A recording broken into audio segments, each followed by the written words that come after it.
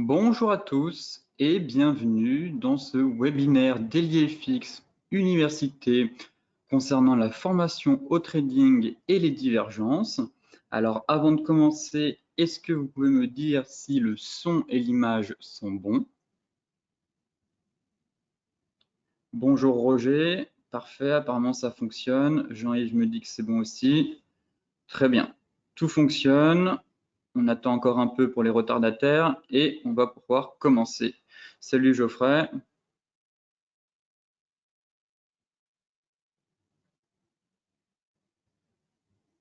Très bien, pas de souci de son, c'est parfait.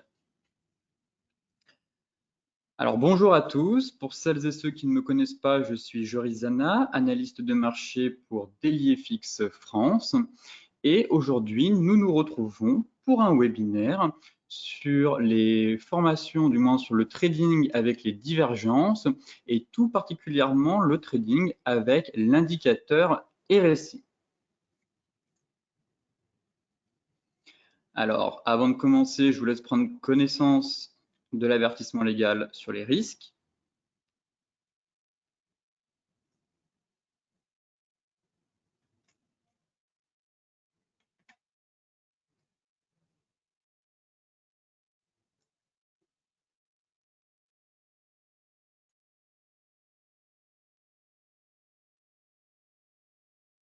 Très bien. Et tout de suite, sans plus attendre, nous allons commencer notre formation sur les divergences. Alors, petite intro sur les divergences. Le mot divergence signifie séparer. Et c'est exactement ce que l'on cherche. Dans la théorie de l'analyse technique, le momentum guide l'action du prix. Par conséquent, le prix suit normalement le RSI. Quand le RSI est en baisse, le prix l'est également. Nous parlons donc de divergence lorsque le cours et l'indicateur suivent une tendance opposée. Pour une divergence baissière, elle se caractérise lorsque la tendance du cours est haussière alors que l'indicateur indique l'opposé. L'indicateur ne réalise plus de nouveau plus haut alors que les cours continuent d'en avoir. Inversement pour la divergence haussière, elle se caractérise lorsque la tendance du cours est baissière alors que l'indicateur indique l'opposé. Enfin, l'indicateur indique une hausse des cours alors que ces derniers continuent de chuter. Alors, au sommaire, maintenant qu'on a défini théoriquement ce qu'était la divergence, après on aura des cas concrets, on va quand même voir les indicateurs non bornés. Nous avons la MACD, le momentum, ensuite les indicateurs bornés, le stochastique, le RSI.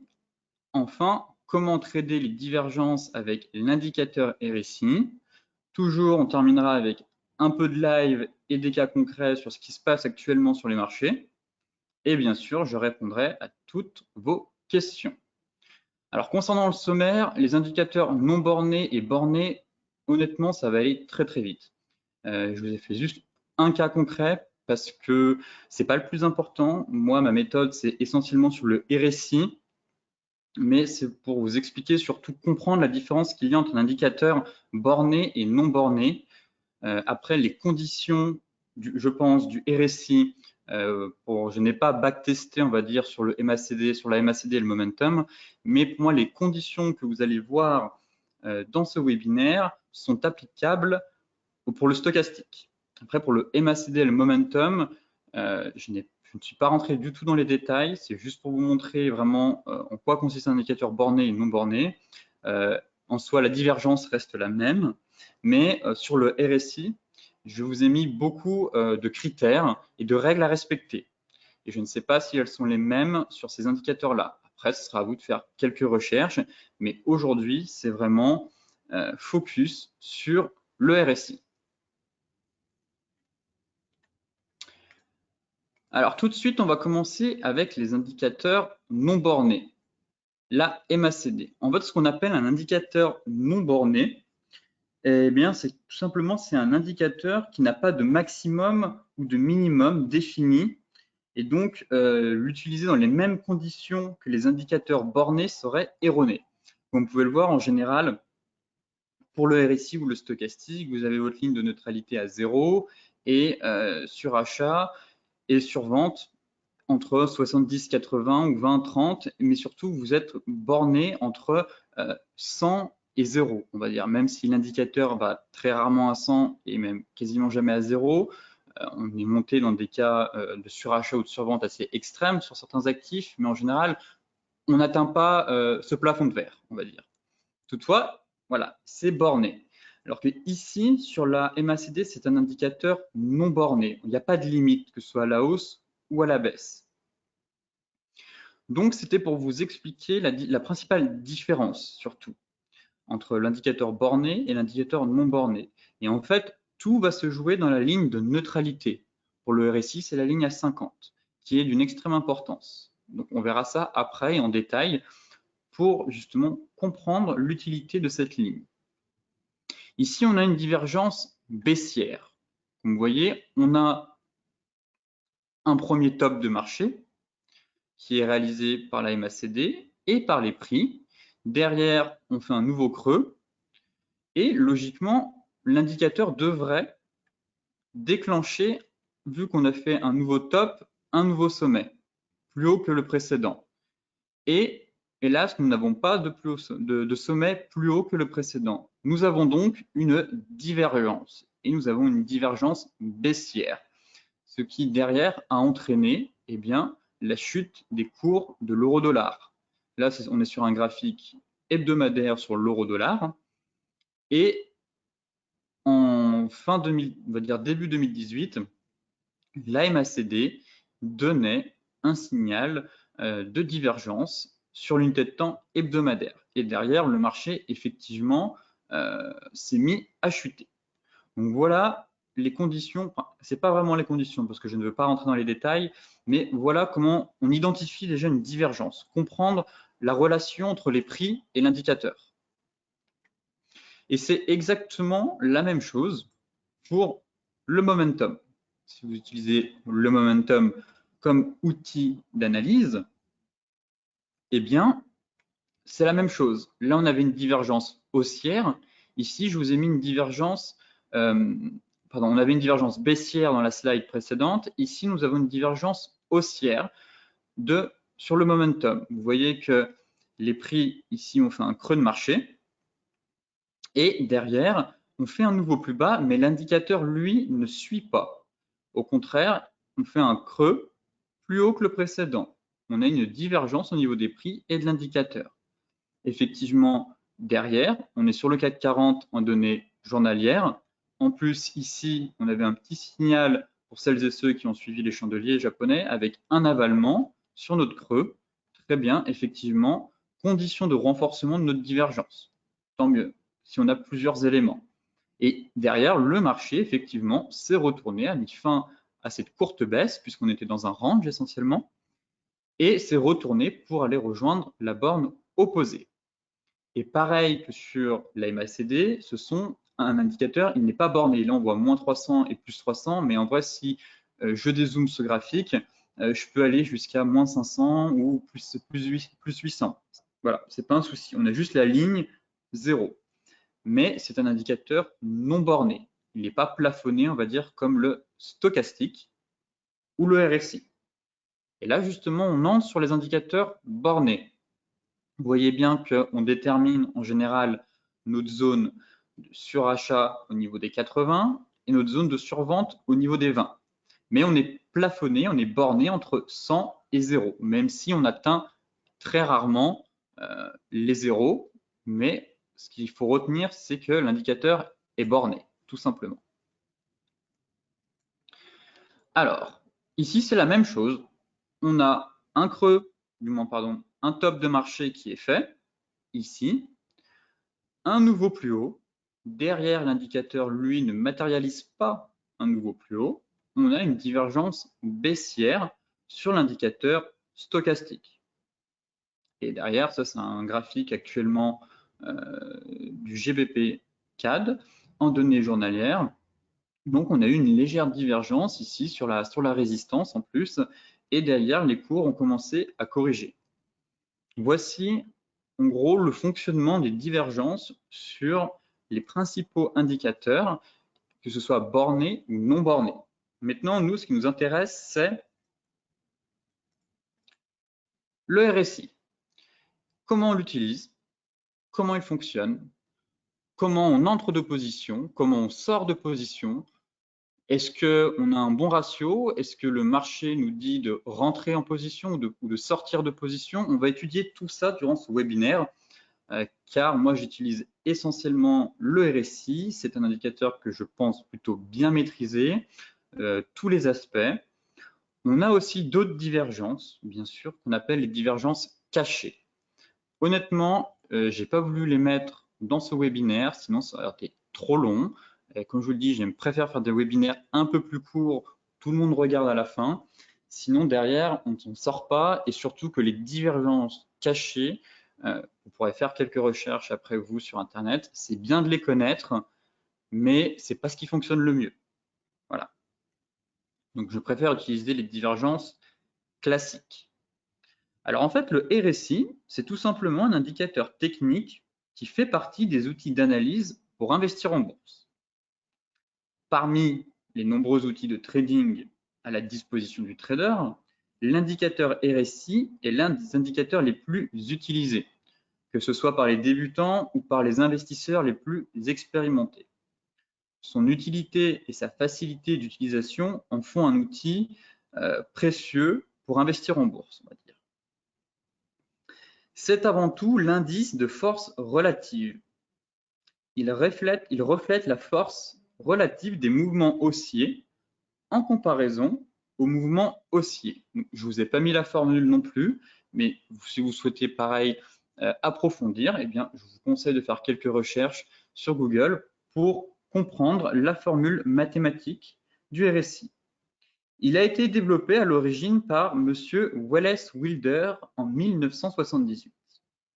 Le RSI est un indicateur utilisé pour jauger la force d'une tendance et repérer des signes de fin de tendance, justement avec l'aide des divergences. Le trading basé sur le RSI s'est en effet relevé de plus en plus populaire au cours des années en raison de sa formule puissante et de l'utilisation des divergences. En revanche, comme je vous l'expliquais tout à l'heure, nous ne l'utiliserons pas comme la mesure d'un surachat ou d'une survente sur un titre. Étant non borné, l'indicateur n'a pas de maximum ou de minimum défini. Et l'utiliser dans ces conditions nous conduirait à des raisonnements erronés. Voilà pourquoi je vous disais que l'utilisation du RSI, des critères que nous allons voir dans les minutes qui viennent, sont applicables au stochastique parce que c'est un indicateur borné. Au MACD et au momentum, les divergences, la configuration est la même, mais les critères que nous allons voir derrière, je ne les ai pas testés, je ne les ai pas backtestés et je ne suis pas sûr à 100% que ce setup fonctionne aussi bien que sur le RSI ou du moins le stochastique. Alors, maintenant, pour comprendre le RSI, comme vous le savez, pour celles et ceux qui maîtrisent un peu le RSI, si le RSI se situe autour du niveau 70, donc ici, on suppose que l'indicateur est suracheté.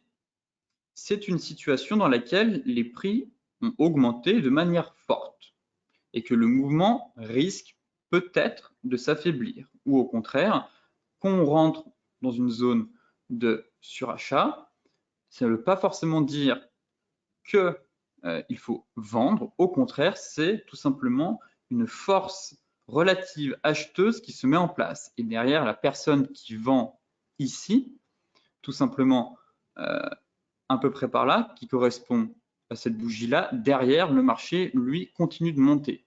Ce qui va être intéressant de noter, c'est quand le RSI sort de sa zone de survente ou de surachat, ou quand il matérialise une divergence, un peu comme ici. Inversement, si le RSI est autour de 30, c'est un signal technique traduisant que l'instrument est peut-être survendu. Je dis bien peut-être. Dans ce cas, c'est une situation dans laquelle les prix ont fortement chuté et que le mouvement pourrait désormais perdre de sa force. Enfin, là, je ne l'ai pas matérialisé sur ce graphique, mais on a la ligne à 50. Donc, si l'indicateur oscille, on va dire, horizontalement autour du seuil 50, cela signifie que le marché manque de tendance. On est plus dans de la neutralité.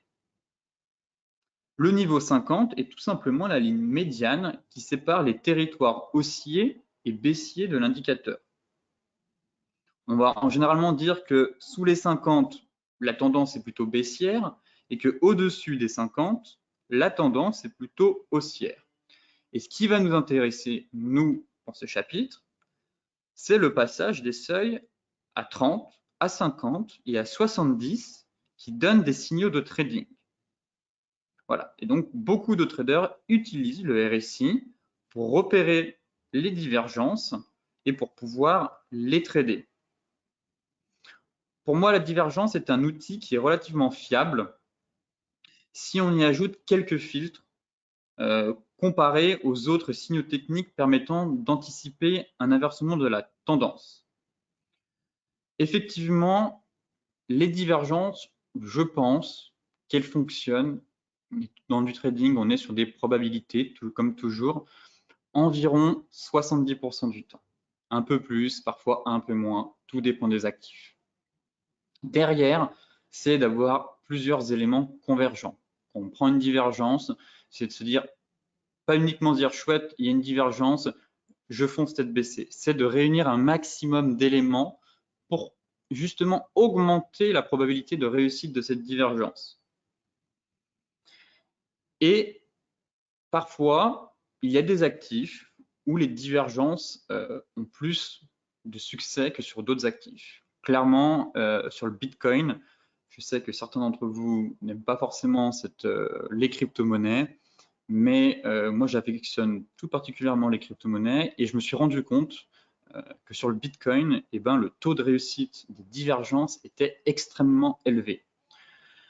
Plusieurs raisons s'expliquent à ça. Déjà, on a des marchés qui sont, on va dire, pilotés par des algorithmes. Donc, ça peut fausser certains signaux, alors que le Bitcoin est un marché qui n'est pas très liquide, où il n'y a pas tant d'algorithmes. De ce fait, eh bien, je remarque que sur, même non pas que le Bitcoin, les crypto-monnaies en général, les divergences, leur taux de succès est supérieur à d'autres actifs. Donc, on fera un point après derrière. Je vous ai montré un exemple justement. J'ai un exemple sur le Bitcoin, mais voilà, c'était pour vous donner à peu près l'idée de vous dire c'est environ 70, 75, 65% de taux de réussite. Et derrière, on va essayer de travailler tout ça pour maximiser la vitalité, on va dire, et le fonctionnement de cette divergence. Alors, tout de suite, passons au cas concret. Je vous ai mis plusieurs cas. Si vous avez des questions dans le chat sur un ou deux cas, n'hésitez pas. Sinon, dans l'ensemble, je répondrai à toutes vos questions à la fin. Et là, on fera le point et je reviendrai sur certaines slides si jamais vous avez quelques doutes ou vous avez besoin que je répète certains concepts. Ici, nous sommes sur l'indicateur, donc toujours RSI bien sûr, mais sur le Dow Jones, en données mensuelles. Bien sûr, les divergences fonctionnent sur toutes les unités de temps. Elles conviennent aux scalpers, aux day traders, aux swing traders, ce que vous voulez. 5 minutes, 1 minute, je les analyse pas trop en 5 minutes, mais elles fonctionnent. Moi, vous savez, c'est plus du swing trading, ma façon d'analyser, même pourquoi pas de trader les marchés, mais toutes les unités de temps, voilà, weekly, daily, mensuel, trimestriel. Là-dessus, il n'y a pas de doute. Donc ici, on est sur une divergence baissière qui s'est passée durant la fin de l'année 2018. Pour la petite histoire, à l'époque, j'étais pas encore chez DailyFX et j'étudiais beaucoup déjà. Je travaillais pour un bureau d'analyse technique et on avait remarqué cette divergence justement. et personne ne voulait y croire que le marché pouvait corriger autant. Selon là, tous les critères que je vais vous citer, quasiment, on avait cette fameuse divergence qui était arrivée avec ces magnifiques avalements et j'émettais l'hypothèse que le marché pourrait corriger derrière, entrer vraiment dans une grosse phase de correction. Et c'est ce qu'on a eu. Et la divergence a fonctionné. Tout simplement, on a eu un premier creux de marché. Bien sûr, derrière, ce n'est pas la divergence qui a fait que le marché a chuté. Non, c'est les fondamentaux qui ont fait que les marchés ont chuté. Mais, si vous voulez, ce goupillement qu'il y a eu entre les prix, l'indicateur et les fondamentaux crée un matching des prix.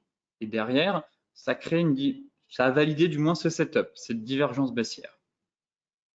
Donc ici, on avait un premier top de marché. L'indicateur, lui, effectue un creux et nous fait un deuxième top de marché, mais plus bas. Donc, formation d'une divergence baissière. Pour rentrer en position, plusieurs éléments. Tout dépend après de votre style de trading, si vous êtes plus, on va dire, agressif ou, on va dire, bon père de famille. Dans le sens où, pour rentrer sur cette divergence, soit on attendait, soit on se disait, très bien, j'ai un pattern de retournement juste ici, j'ai un avalement baissier. Je considère que vous avez suivi la formation sur les chandeliers japonais, donc vous savez repérer les avalements baissiers. Et en plus, on avait eu un gap mensuel. Magnifique avalement baissier. On pouvait rentrer ici. Le stop se place au-dessus, sur les plus hauts. Quelques, on va dire, vu qu'on est en mensuel, points au-dessus. Et derrière, c'est de se dire, sur les divergences, c'est de reprendre le retracement de Fibonacci et d'utiliser les retracements de 50% de la dernière vague de hausse. Donc, si on prend sur ce graphique la dernière vague de hausse, eh bien, c'est ici, sur ce point-là, où le marché a marqué une pause. On prend la dernière vague depuis la validation de notre divergence et on obtient les 50%. Ici, le marché n'a pas complètement atteint les 50% et ça arrive. Voilà. On a plusieurs éléments qui nous permettent de déterminer quand sortir du marché. En général, je me fixe les 50% de retracement de la dernière vague de hausse, comme c'est le cas ici. Je vais vous montrer après son voisin, le S&P 500, et vous verrez la différence qu'on a eue. Alors ici, le take profit n'a pas été complètement atteint. L'autre élément pour valider la divergence, c'est que ici, on considère, si vous voyez,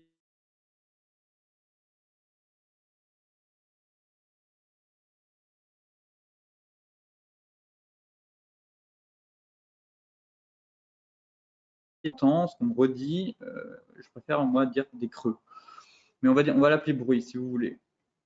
Donc second creux ou bruit de marché.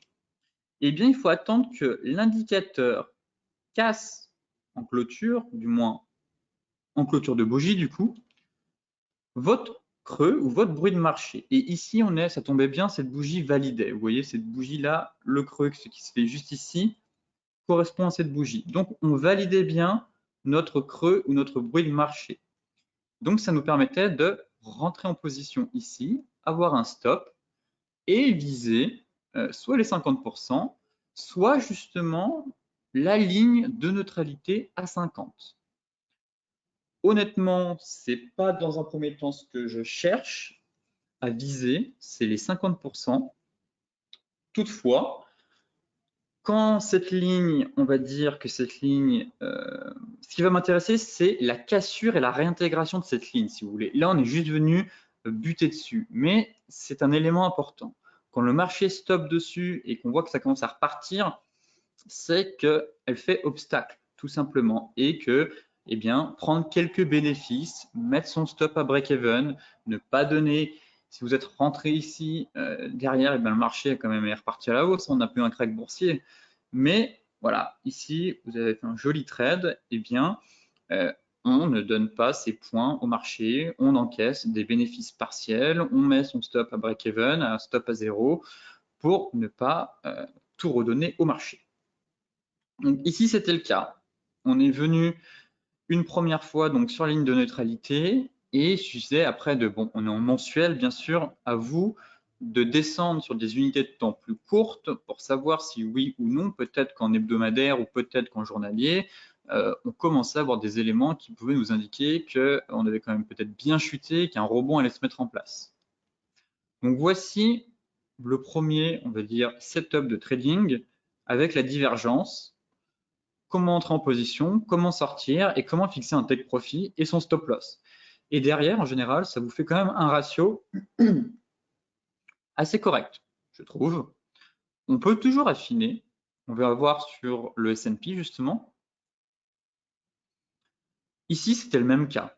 Vous voyez, ce qui était magnifique, c'est qu'on avait une divergence mensuelle sur tous les indices. Le Nasdaq, le S&P et le Dow Jones, les trois en même temps, des divergences mensuelles.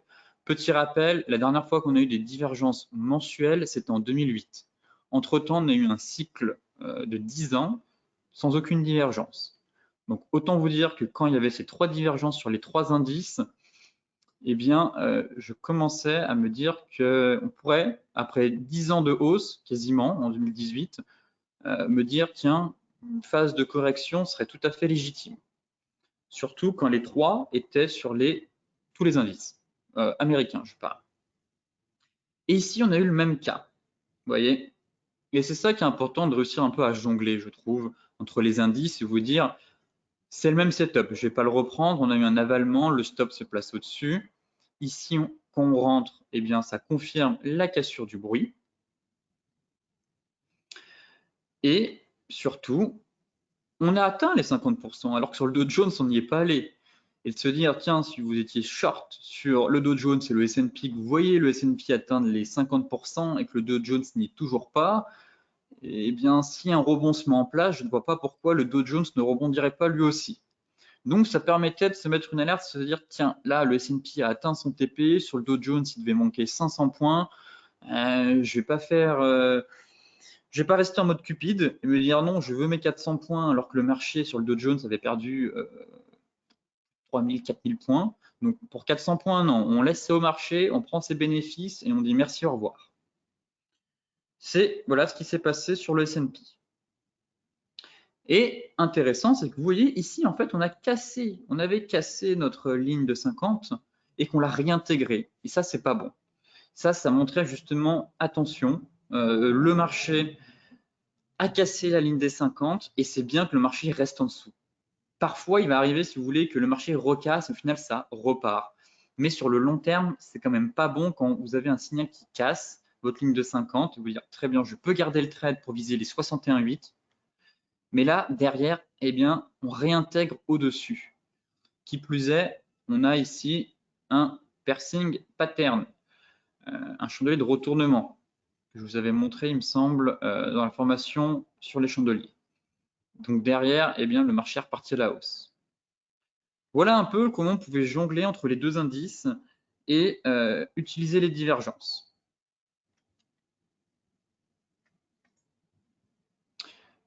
Maintenant, on va passer sur le Bitcoin, qui était juste phénoménal. C'était fin 2017, quand tout le monde voulait acheter du Bitcoin. C'est les 20 000, hein. Là, c'est le graphique des 20 000. Quand tout le monde se ruait sur le Bitcoin, qu'on avait démarré quasiment fin décembre à 4000 et que arrivé fin novembre pardon, à 4000 et que fin décembre presque on était déjà à 20 000, on n'entendait parler que de ça dans les médias. Faut-il acheter du Bitcoin? Faut-il se ruer dessus? Même si à moyen long terme, ça c'est une petite parenthèse, je pense que la technologie et la blockchain est une révolution ou sera une révolution du moins dans les prochaines années, ça je n'en fais aucun doute là-dessus. Mais derrière, revenons sur ce qui s'est passé. On avait une ascension fulgurante du Bitcoin et tout le monde voulait vraiment rentrer dedans. Derrière, on a eu une magnifique divergence baissière sur les 20 000 points. Elle a parfaitement fonctionné. Peu de gens voulaient y croire, honnêtement, à cette divergence. Ils disaient non, le Bitcoin, ça ne peut que monter, go to the moon, j'entendais, direction la Lune, enfin bref. Certes, à un moment donné, c'est monté un peu haut, un peu fort quand même. Même si le Bitcoin est une nouvelle crypto-monnaie et l'ascension qu'elle a vécue partir de quasiment les 50 $ à 20 000, ça ne s'est jamais vu sur d'autres actifs financiers, que ce soit les actions, le gold, le forex. Voilà, ce qui lui est arrivé, c'est du jamais vu dans l'histoire de la finance, on va dire. Cette ascension aussi fulgurante, qui faisait justement penser à une bulle. Mais derrière, on a eu une magnifique divergence baissière qui est venue calmer les ardeurs, on va dire, des haussiers. Cette divergence a été validée sur cette bougie. Et là, vous remarquerez qu'on a fait un premier top de marché dans la zone de surachat. Le deuxième top de marché a lui aussi été fait dans la zone de surachat, puisqu'il y a une des conditions, bien sûr, mais que le creux, si je reviens ici, voilà, ici on a eu un creux de marché qu'on appelait le bruit, je vous ai dit, ou le second creux. Mais ce second creux ne s'est pas fait en zone de surachat. Il s'est fait en dessous. C'est pour ça qu'on attend que l'indicateur casse ce niveau de prix, ce creux. Ici, votre creux, qui est à peu près là, vous prenez le plus bas des deux, se fait au-dessus. Dans ce cas-là, on n'attend pas, enfin, on attend oui, mais la confirmation va se faire lorsque c'est pas la cassure, pas quand l'indicateur va casser ce creux. C'est quand l'indicateur va sortir de sa zone de surachat ou de survente en clôture. Voilà la petite différence qu'il faut noter quand vous avez votre creux, votre bruit qui intervient en zone de survente ou de surachat, et quand votre creux, votre bruit, votre second creux, intervient voilà, juste en dessous.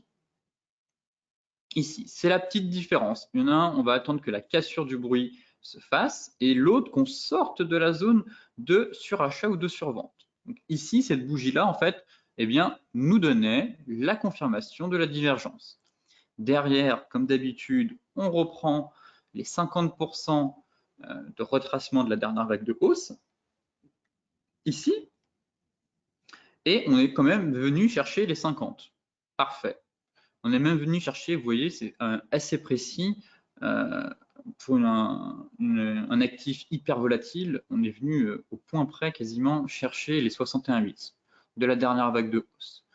Donc le Bitcoin aussi, la crypto, en plus, je trouve que les divergences fonctionnent juste parfaitement. Elle respecte, mais chirurgicalement, des niveaux techniques assez impressionnants, je trouve, qu'on n'a pas sur d'autres actifs. C'est pour ça que j'aime bien analyser et voilà, tout simplement analyser cette crypto parce que techniquement, c'est très propre, je trouve. Et je préfère les actifs où c'est propre techniquement, j'ai de la visibilité, que des actifs où il y a de la mèche, c'est piégeux, il y a des bull traps, il y a des bear traps. Au final, tout ça, je préfère laisser de côté, me focus sur quelque chose qui fonctionne pour le moment assez bien. Donc voici la divergence qu'on a eue sur le Bitcoin. Et bon, derrière, ça n'a pas empêché le marché de s'écrouler et de venir chercher quasiment les 5000 points. Mais pour vous montrer un peu le fonctionnement des signaux qu'on peut avoir de retournement de tendance. Oui, Roger, les divs ne sont pertinentes qu'en zone de surachat et de survente. Bien sûr, il faut qu'elles se produisent dans des zones de surachat et de survente. Je reviendrai plus en détail vous verrez dans les slides après, où je fais les règles à respecter. Et surtout, entre votre creux, mais ça, pareil, je vais vous montrer un peu plus tard, comme on est sur un indicateur borné, et ça c'est hyper important, je vois trop de personnes, mais je reviendrai plus tard, mais je fais une petite parenthèse, me dire, il y a une divergence, imaginons que votre bruit, votre second creux ait franchi la ligne de 50. Si là, on rentre en zone de surachat, second creux sous la ligne de 50, deuxième creux au-dessus, deuxième top, pardon, au-dessus, il n'y a pas de divergence. Nous sommes sur un indicateur borné. Il ne faut pas que le second creux ou le bruit intervienne entre vos deux tops ou vos deux creux de marché, entre les zones de surachat et de survente. Ce n'est pas une divergence. Parfois, ça va, enfin, Si on va me dire, oui, c'est une divergence, regarde, elle a fonctionné. Très bien, oui, elle peut fonctionner. Mais sur le long terme, je vous parle sur le long terme, ce n'est pas rentable, ce n'est pas gagnant, tout simplement parce qu'on est sur un indicateur borné et c'est ce qui fait la différence entre le MACD, entre la MACD et le momentum, où on peut repasser entre la ligne de 0, car ce sont des indicateurs non bornés. Ça, je reviendrai dessus plus tard. Mais c'est ça, pour retenir ça, c'est hyper important. C'est la principale différence qui font les divergences entre les indicateurs bornés et non bornés, c'est la zone de neutralité. Enfin, encore une autre divergence ici sur la paire NZD face au yen japonais. Donc, même principe, mais ici, on va essayer de mettre un peu quelques astuces pour prolonger, du moins, obtenir de plus gros gains, on va dire, avec la divergence, même si en soi, il aurait fallu sortir, mais c'est pour vous montrer un exemple, en fait. On a notre divergence haussière, ici, qui se met en place. Le signal est donné juste là, vous voyez, le trait vert, ça correspond à mon bruit, à mon second creux. Ah oui, c'est ça que je voulais vous dire aussi avant. Je vous disais, le second creux ne doit pas franchir, on va dire, pour les indicateurs bornés, donc ça convient aussi pour le stochastique, ne doit pas repasser la ligne des 50 pour refaire votre second creux ici de marché. Vous devez rester en dessous. Toutefois, étant donné qu'on attend le franchissement et la cassure des prix de notre bruit, si votre bruit est trop proche de la ligne de 50, eh bien, votre ratio est mauvais. Imaginons que le bruit ici, votre creux de marché, se situe juste là. Du coup, ça fera l'inversement, pardon, ça fera un sommet. Votre sommet au niveau de l'indicateur se situe juste là. Eh bien, on va être validé sur cette bougie. C'est pour vous donner un ordre d'idée. On va être validé sur cette bougie. Du coup, le stop loss va se placer en dessous, derrière pour aller chercher les 50. Eh bien, il n'y a pas le bon ratio. Certes, on y va quasiment, mais on rentre ici, stop ici pour aller chercher les 50. Le ratio est mauvais. Et donc, ça aussi, ça fait partie du money management. C'est avoir un bon ratio, se dire, tiens, j'ai vu une divergence, toutes les conditions sont réunies. Donc déjà, dans un premier temps, c'est de se dire, est-ce que toutes les conditions sont réunies? Si oui, je prends la divergence. Deuxième condition, se dire, est-ce que j'ai un bon ratio? Si vous avez un ratio de 1 pour 1, c'est pas ce que j'appelle un bon ratio. Un ratio correct, c'est à partir de 1,5, 1,7. Le mieux, ça reste quand même 2. Après, c'est du bonus. Si vous arrivez à avoir des ratios de 3 ou de 4 sur des divergences, parfois ça arrive, c'est rare, mais dans ce cas-là, c'est du bonus. Mais c'est très important de se dire, effectivement, il y a une divergence, mais est-ce que j'ai le ratio? Si la divergence dysfonctionne, ne fonctionne pas, parce qu'elle ne fonctionne pas toujours, eh bien derrière, eh bien, au final, vous aurez pris une divergence, vous serez fait stopper, et en plus, vous aviez un mauvais ratio. Et ça, sur le long terme, eh ben, c'est pas bon pour votre capital, tout simplement. Donc, moi, ce que je fais, c'est que je mets un filtre. Sur du moyen long terme, quand je vais analyser des actions, des indices, oui, tant que la divergence ne franchit pas les 50, je vais la noter, me dire, tiens, je suis une analyse très long terme, effectivement, on pourrait avoir une phase de consolidation, un essoufflement de marché. Mais pour du trading, j'aime avoir des bons ratios. Du coup, en fait, je mets un filtre sur mon indicateur en plus, c'est que je ne veux pas que le bruit de marché dépasse les 40 ici, donc ce serait à peu près ici, dépasse les 40 pour une divergence haussière et dépasse les 60. Donc le creux ne devra pas ici, donc faire au contraire un sommet, dépasser les 60. Ici, dans la divergence baissière, notre creux, notre bruit ne devra pas aller en dessous des 60 et des 40. Est-ce que c'est clair pour tout le monde ça? C'est hyper important. C'est ce qui permet en fait de vous donner des bons ratios, tout simplement.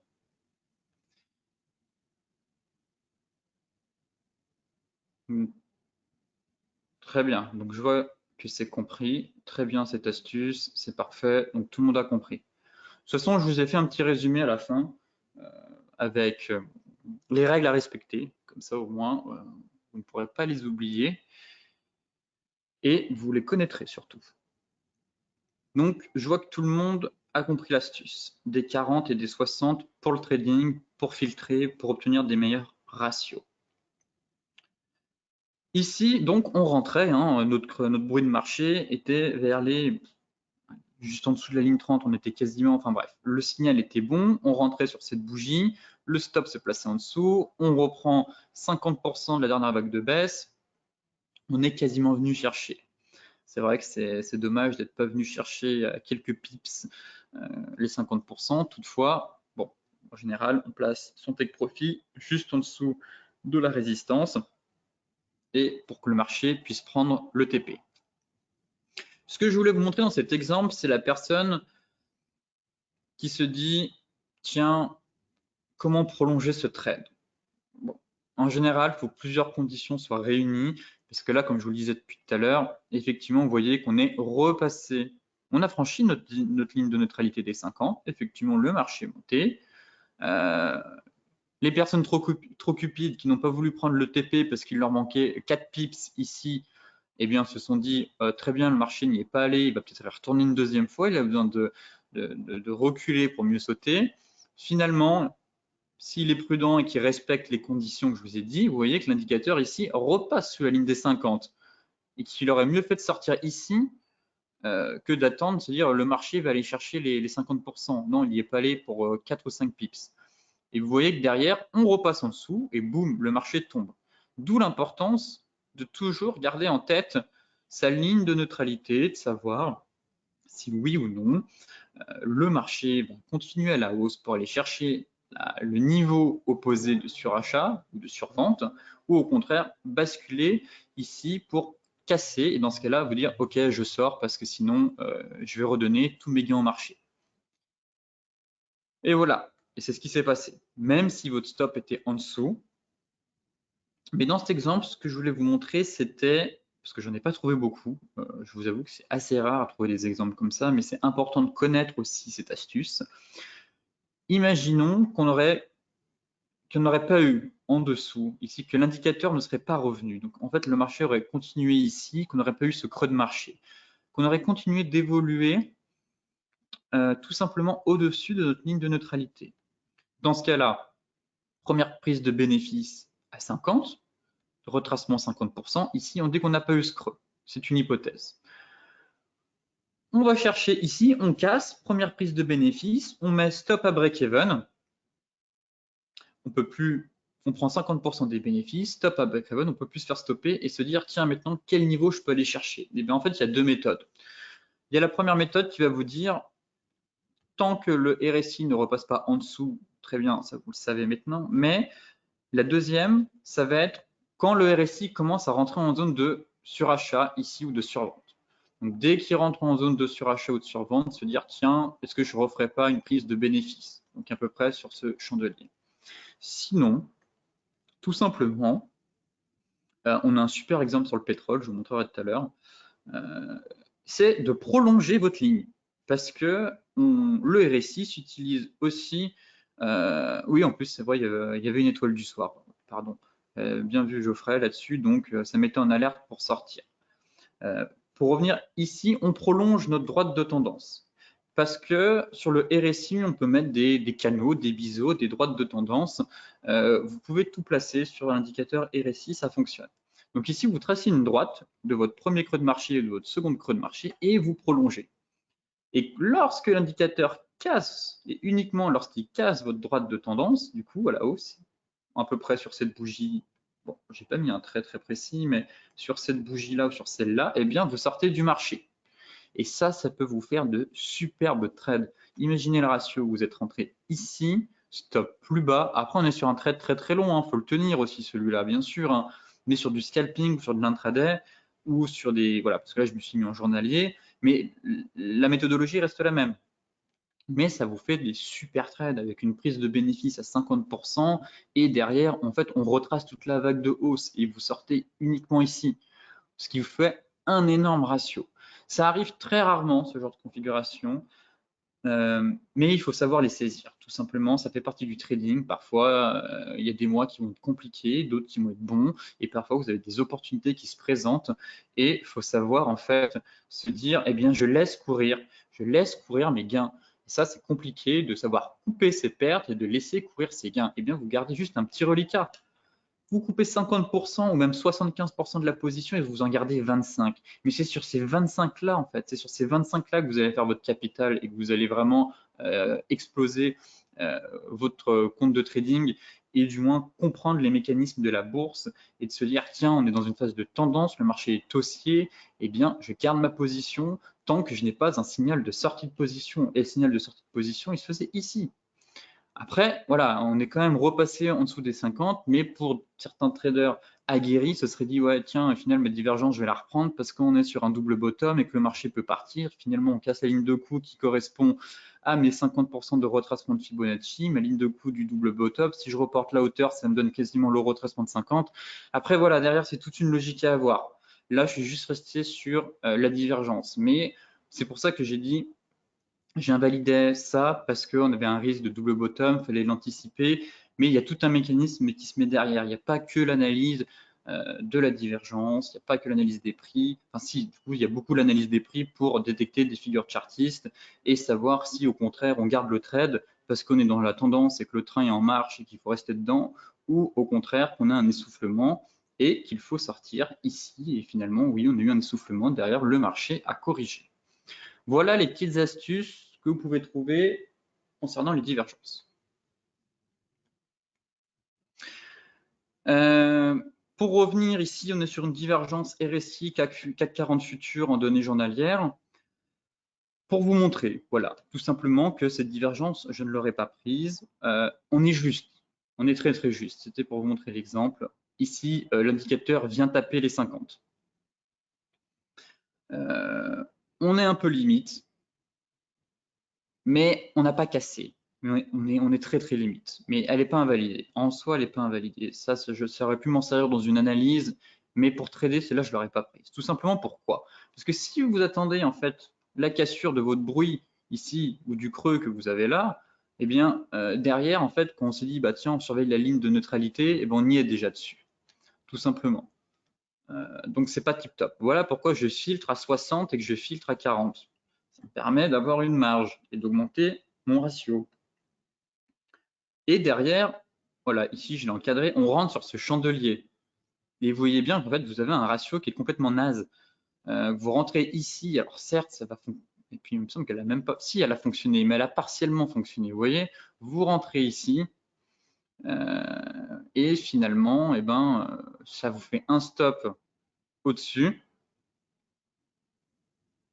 Et derrière, eh bien, on a un ratio qui est naze.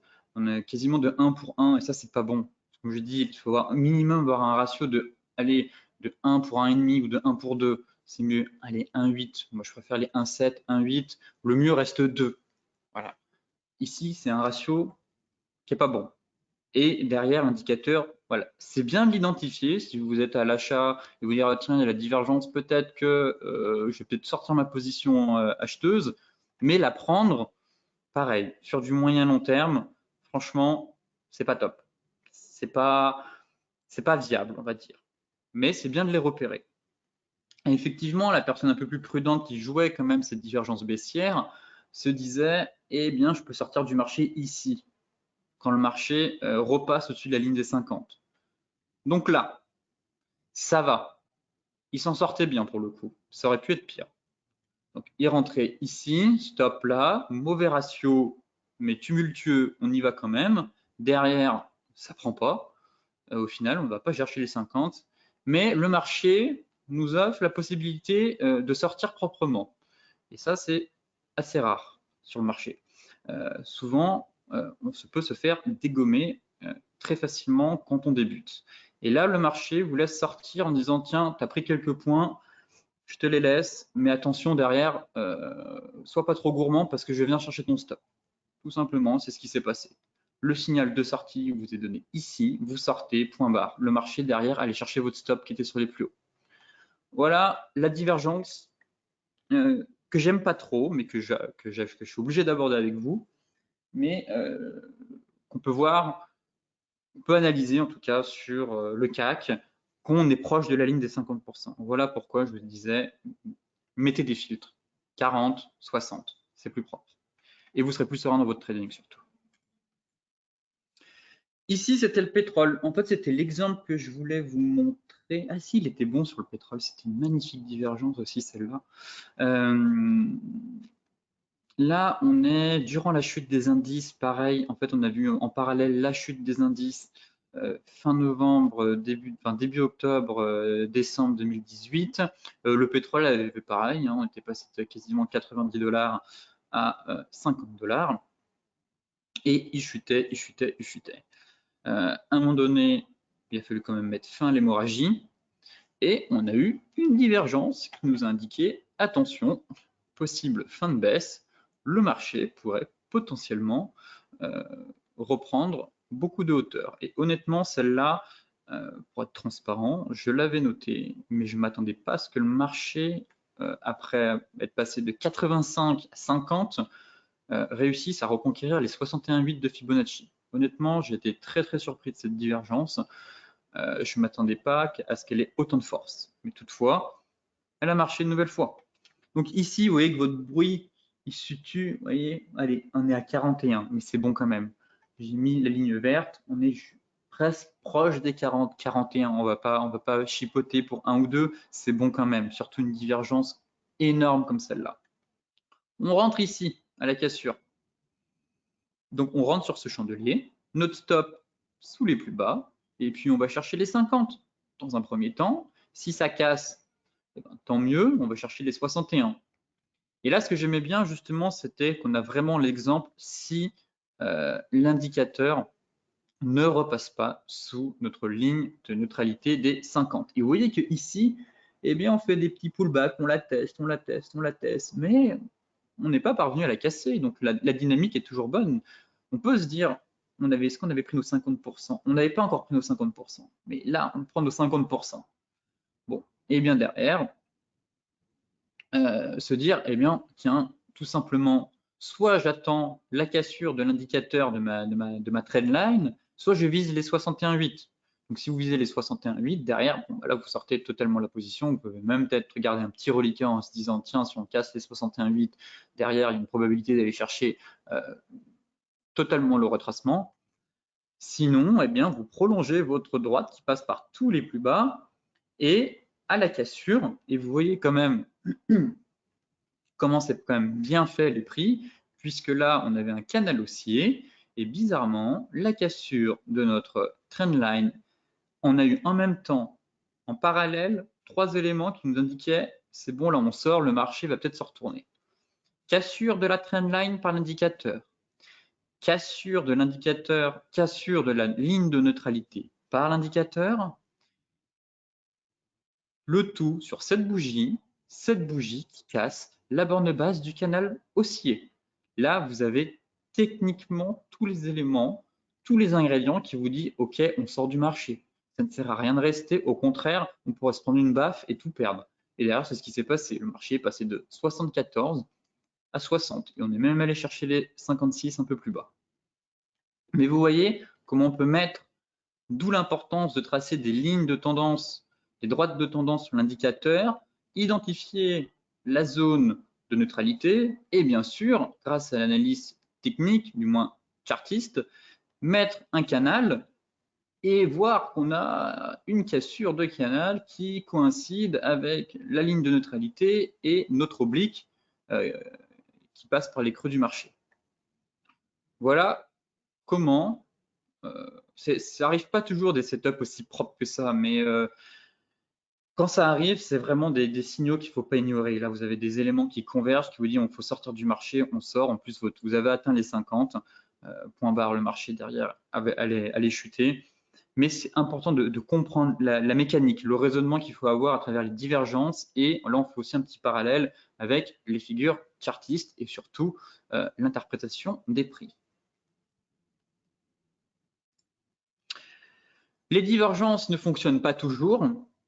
Bien sûr, elles dysfonctionnent, hélas.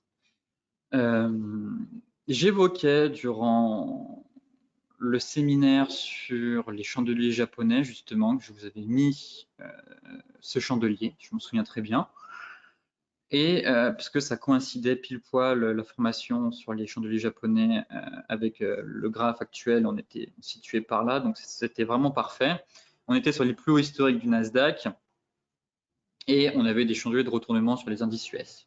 On avait une étoile du soir sur le Dow Jones, on avait un avalement sur le S&P, il me semble, ou une étoile du soir, et puis on avait aussi un avalement sur de toute façon sur le Nasdaq. Et je m'attendais à une correction de marché. Honnêtement, autre critère que j'ai oublié de vous dire, mais que je l'ai mis dans les règles à respecter, c'est, mais sur le Forex, on s'en fiche. Ce qui compte, c'est les actions, les indices, les matières premières. C'est votre divergence, elle prendra encore plus de puissance si vous avez une augmentation des volumes, parce qu'elle se valide. Les volumes vont peut-être diminuer, et quand les volumes accélèrent sur la cassure du bruit, eh bien, c'est une condition de renforcement. Et ici, sur ce chandelier, je vous l'avais montré, on avait des volumes de dingue. Comparé à toutes les bougies précédentes, ça faisait une éternité qu'on n'avait pas eu autant de volume. Donc on avait un magnifique avalement baissier, on avait une divergence. L'avalement baissier validait cette divergence. J'ai repris ma dernière vague de hausse à 50%. En plus, cas de figure rare, extrêmement très rare, c'est qu'on avait une divergence 4 heures dans une divergence daily.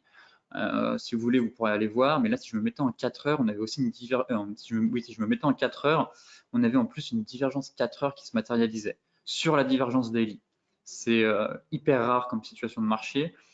Donc, c'était le setup parfait. Et honnêtement, un setup comme ça, si c'était à refaire, je le referais 100 000 fois sans aucun souci parce que sur le long terme, ça, c'est gagnant.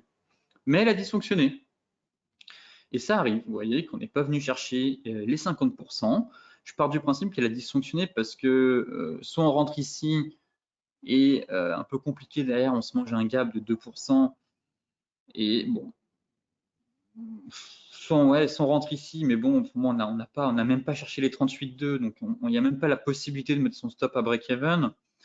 Soit les personnes, en plus ici c'est un vendredi, qui disent bon, payez le marché un vendredi, shortez le marché un vendredi avant qu'il y ait le week-end. Allez, on ne sait pas, un tweet de Trump comme il a su bien faire en 2020, en 2019 pour manipuler un peu les marchés durant le week-end, et bien finalement on se retrouve à contre-courant et on se fait dégommer. Bon, après voilà, il y a plusieurs éléments à prendre en compte. Donc les plus agressifs ont shorté ici, vendredi soir, d'autres sont rentrés sur ce chandelier, mais derrière, on n'est même pas venu chercher les 50%, même pas les 38,2 de retracement de Fibonacci de la dernière vague de hausse. Et au contraire, le marché est parti comme une balle, ignorant le coronavirus et les impacts que cela peut avoir.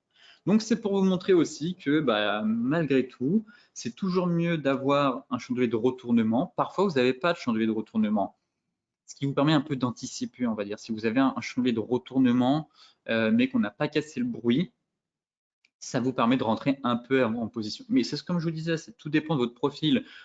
Quelqu'un de très agressif va voir le chandelier, va dire ouais c'est bon, le chandelier il est tellement puissant que ça va forcément casser le bruit. Parfois ça va lui donner raison, parfois pas, mais il aura un meilleur ratio que la personne qui dit tiens il y a eu le chandelier, bon le bruit n'est pas cassé, je vais quand même attendre la cassure du bruit, quitte à perdre un peu mon ratio, mais au moins, eh bien, il respecte, on va dire, toutes les conditions. Mais après, à vous de adapter votre stratégie. Pas de problème. Alors, je dois quitter, merci beaucoup, c'était très clair. Et bien, de toute façon, il y aura le replay qui sera disponible ce soir ou demain matin, c'est enregistré. Donc, si vous n'avez pas le temps de finir la formation, eh bien, elle sera disponible sur notre chaîne YouTube. Voilà un peu pour les divergences qui aussi dysfonctionnent tout simplement qui ne fonctionnent pas tout le temps, malgré voilà, de nombreux signaux, tout était validé, les prix, la divergence sur les niveaux historiques, mais bon, ça arrive, comme je vous dis, la probabilité de succès c'est 70, entre 70 et 75, parfois un peu plus, et sur les indices US en ce moment, eh bien ça ne lâche rien, on n'a aucun repli, malgré des signaux techniques baissiers. Enfin, l'élément à retenir qui est le plus important, je trouve, de cette formation sur les divergences, c'est la zone de neutralité et ne tombez pas surtout dans les idées reçues sur les personnes qui ne font pas la différence entre l'indicateur borné et l'indicateur non borné.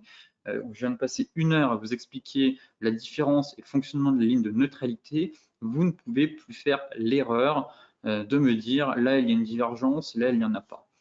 Ici, alors certes ça va peut-être marcher, mais sur le long terme, d'un point de vue des probabilités, j'ai beau me répéter, ça ne fonctionne pas, ce n'est pas gagnant. Et puis du coup, vous voyez bien que si, là pour vous montrer l'exemple, c'est qu'on a notre creux, enfin notre bruit qui intervient. Effectivement, on a bien notre indicateur RSI, les deux tops de marché se font bien en zone de survente, mais le creux de marché intervient sous la ligne de neutralité. J'aime qu'il intervienne, moi notre filtre qu'on a fixé c'est 40 et 60, toutefois s'il intervient sur la ligne 50 c'est bon. Ce qui est dommage c'est qu'on a un ratio qui est mauvais et du coup c'est pas rentable sur le temps, mais certains pensent quand même que les RSI déclenchent et valident quand l'indicateur repasse la ligne de neutralité. Alors certes, parfois ça va fonctionner. Là, je ne considère pas qu'elle a vraiment fonctionné, on est plus parti dans un range, mais du coup, voilà, ce serait quoi? On rentre ici à la cassure du bruit, juste là, sur cette bougie-là, logiquement, et on a un ratio qui est complètement mauvais, qui est juste, on ne peut pas rentrer et se dire, tiens, si je prends la dernière vague de hausse, ça me limite quasiment sur les 50%. Donc, vous voyez que ça n'offre pas de bon ratio. Et surtout, ce n'est pas une divergence parce qu'on est sur un indicateur borné. Et ça, c'est le plus important à retenir dans cette formation, c'est les indicateurs bornés et non bornés. Ce qui les différencie essentiellement, eh bien, c'est aussi la zone de neutralité et surtout, voilà, c'est qu'ils ne sont pas définis, il n'y a pas de plafond. D'où l'importance, comment dire, de bien interpréter cette ligne de neutralité des 50. Et ici, si votre indicateur repasse en dessous, vous n'avez pas de divergence et n'allez pas, ne tradez pas ce que vous voulez, mais tradez ce que vous voyez. Et ici, c'est pas bon. Voilà. Vous risquez, au contraire, d'y laisser vos plumes, tout simplement. Maintenant que j'ai parlé pendant quasiment 1 heure, on va revenir sur les règles de validation des divergences. Comme ça, au moins, vous les avez, vous ne pouvez pas les oublier, vous ne pouvez pas faire semblant de ne pas les connaître. Tous les éléments sont là. On va dire, tout ce que j'utilise moi est ici, j'ai quasiment tout résumé. Alors, le RSI doit être en zone de surachat ou de survente lors de la formation de la divergence. Vous avez bien vu qu'à chaque fois, dans les cas que je vous ai montrés, les deux sommets, les deux creux interviennent dans des zones de survente ou de surachat. Le bruit ou le second creux ou le second sommet, tout dépend de où on se situe, ne doit pas excéder 60 pour une divergence baissière, 40 pour une divergence haussière. En soi, elle peut aller sur la ligne de neutralité à 50, elle ne doit pas la franchir, sinon on n'a pas de divergence. Elle peut aller sur la ligne de 50. Toutefois, c'est le filtre qui nous permet d'avoir un bon ratio. Sans ça, eh bien, on a des ratios mauvais ou qui, voilà, sur le long terme, ce ne sera pas bon, tout simplement parce qu'on n'aura pas des super ratios et que le money management est la clé du trading. Le nombre de bougies, si vous voulez, je ne l'ai pas trop évoqué, ça, parce que souvent on m'évoque qu'il y a un certain nombre de bougies à avoir. Je ne suis pas tout à fait d'accord avec ça. Enfin, du moins sur les 20 ou les 16, dans le sens où le nombre de bougies concernées doit être entre 4 et 20. Donc en fait, entre vos deux tops dans la zone de surachat ou vos deux bottoms dans la zone de survente, maximum, il devrait y avoir entre 16 et 20 bougies. Je ne suis pas totalement fan. J'ai déjà vu des divergences sur les actions très long terme où il y avait quasiment 40 bougies. Ça a parfaitement fonctionné. Bon, je le mets, mais par contre, ce qui m'intéresse plus, c'est les 4. Là, par contre, vous ne pouvez pas avoir une divergence. Si je reviens ici, voilà, ici, bon, on en a plusieurs bougies, mais si entre vos deux tops, il y a seulement 2-3 bougies, n'y allez pas. Elle est rikiki, votre divergence. Pareil, ça va pas fonctionner. Il faut qu'il y ait faut qu'il y ait quelque chose, faut qu'il y ait de la matière, vous voyez. S'il y a seulement 2-3 bougies, c'est pas bon. Clairement, vous allez avoir un top rikiki, un second top tout rikiki, et c'est pas bon, c'est pas joli, ça va pas être une jolie divergence, et ça va dysfonctionner. Donc oui, j'accorde de l'importance par contre à l'espace entre au moins 4 voire 5 bougies entre vos deux tops. clairement. Sinon, c'est bancal. Idéalement, une figure de retournement doit apparaître dans la divergence en cours. Donc oui, comme je vous le disais, si vous avez un avalement, certains vont rentrer directement avant l'avalement, ne vont pas attendre la cassure du bruit en mode agressif. D'autres, je dirais plus, bon, père de famille, vont respecter tous les critères, parfois c'est limite mieux, et se dire j'attends. Mais la différence, c'est que idéalement, c'est pour ça que j'ai mis idéalement, c'est que c'est une condition de renforcement. Vous voyez, et au final, ça n'a pas fonctionné hein, sur le Nasdaq. On avait un superbe avalement derrière, ça n'a pas pris. Toutefois, on n'est pas obligé d'avoir une figure de retournement. Vous voyez, ici, il n'y avait rien sur le pétrole, tout simplement. On a eu un second creux. Bon, je note pas de. On a eu un gap haussier, derrière, il n'y avait pas d'avalement. Mais elle a fonctionné. Il n'y avait pas de figure de pattern de retournement au niveau des prix. C'est toujours mieux. Bien sûr, ça fait partie des conditions de renforcement. Mais s'il n'y en a pas, l'avantage de l'indicateur RSI, c'est qu'il vous permet de rentrer en position sans attendre un retournement de la part des prix. C'est que du plus si vous avez un pattern de retournement, mais parfois, comme ici, eh bien, toutes les conditions sont réunies, eh bien, ça ne fonctionne pas. La divergence doit apparaître sur une zone ou sur des niveaux techniques d'importance. Ce que je veux dire par là, c'est que avant les divergences fonctionnaient, le taux de réussite, le taux de succès était très élevé. On était à plus de 80%. Maintenant, les marchés fonctionnent différemment, on a les algorithmes, on est moins soumis, on va dire, aux émotions des investisseurs qui sont pilotés par les robots. Et donc, la structuration des prix a un peu changé. De ce fait, il est important de prendre des divergences, mais ça, j'en reviens au même point de départ que sur les chandeliers japonais. C'est quand vous prenez un chandelier de retournement, quand vous prenez une divergence haussière ou baissière, regardez où est-ce qu'elle se situe. Est-ce qu'elle se situe au milieu de nulle part ou est-ce qu'elle intervient sur des niveaux techniques, des zones mensuelles, des zones hebdomadaires, des zones de résistance, des zones de support, un endroit où le marché est venu buter. Ça, c'est important aussi. C'est très important. Ça va renforcer votre divergence parce qu'on est sur un retournement, la divergence. Il y a plusieurs styles de divergence, on va dire. Vous allez avoir des divergences de retournement de tendance et des divergences de reprise. Vous avez voilà, on a une grosse phase de tendance haussière, correction. Durant la correction, on a une divergence pour repartir à la hausse. Et puis, vous avez les phases de marché haussier et divergence baissière et derrière retournement de marché. Voilà, c'est pour ça qu'il y a deux types de divergences, on va dire, de continuation de tendance et de retournement de tendance. D'où l'importance d'interpréter cette divergence sur des niveaux de marché vraiment clés, importants, où les grosses mains interviennent tout simplement, où les opérateurs sont susceptibles de faire quelque chose. C'est comme les chandeliers japonais. Les chandeliers japonais, j'en vois plein des chandeliers de retournement, mais il faut savoir les filtrer. Voilà, c'est très important de filtrer. Si vous n'arrivez pas à filtrer, eh bien, vous allez prendre tous les chandeliers de retournement, toutes les divergences, et puis vous allez vous dire ouais, mais ça fonctionne pas. Oui, parce que c'est important de se dire, eh bien, regardez où est-ce qu'elles interviennent. Est-ce qu'on est sur un niveau clé? Est-ce que le marché travaille? Que psychologiquement, c'est un niveau que les investisseurs attendent depuis un bout de temps pour entrer sur le marché? Tous ces éléments-là font que derrière, eh ben, ça crée un petit engrenage, un goupillement de tous les éléments techniques et donc de la réussite de votre setup de trading. Enfin, les volumes doivent augmenter lors de la validation de la divergence. Je ne l'ai pas montré sur les graphiques là, actuellement. Je vous l'ai dit à l'oral. Sur le Nasdaq, vous pouvez aller vérifier si vous voulez. Vous prenez, bon, elle a dysfonctionné la divergence, mais au moins pour voir la diminution des volumes durant la formation de la divergence et la hausse des volumes lorsqu'elle est validée sur des volumes historiques, du moins par rapport au chandelier précédent.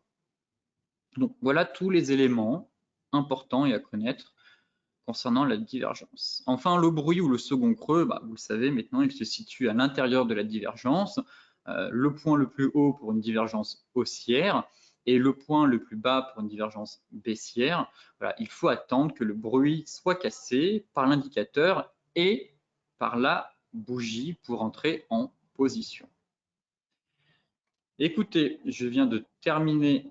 Ah non, j'avais oublié maintenant les règles, aussi encore à respecter les stops et la sortie, autant pour moi.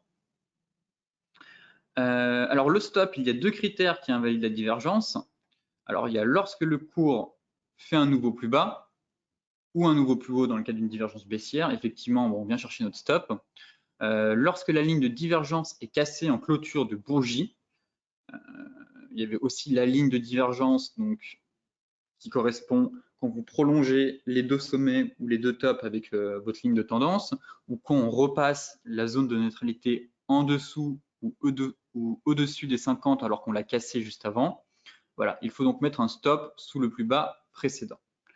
Attention, on coupe le trade si la divergence est cassée. Ouais, c'est ce que je vous disais. C'est même avant que le stop soit touché. Et ça, c'est dur psychologiquement. J'ai pas d'exemple ici. Est-ce que je vais en trouver un là? Tac, tac, tac. Je n'ai pas d'exemple, mais ce serait ici en fait. Vous avez, on valide la divergence, on passe au-dessus, on n'intervient pas au-dessus de la ligne des 50. Derrière le marché bute et casse cette ligne-là, passe en dessous, casse notre ligne. Là, en général, il faut sortir du marché. Même si on n'est pas stoppé, eh bien, c'est une alerte que nous envoie le marché et nous dit tiens, encore une fois, je te fais une fleur, je viens pas chercher ton stop tout de suite, mais ta divergence, en tout cas, je l'invalide et je pourrais très bien faire un nouveau bottom pour vraiment venir chercher ton stop. Et ça, psychologiquement, c'est dur parce qu'on a toujours le mode espoir de se dire ah, et parfois, oui, parfois vous avez raison, le marché, effectivement, on casse notre ligne et repart dans le bon sens sans venir chercher notre stop. Et psychologiquement, c'est très dur de se dire eh bien finalement j'avais raison, le marché n'est pas venu chercher mon stop, j'ai bien fait de tenir la position.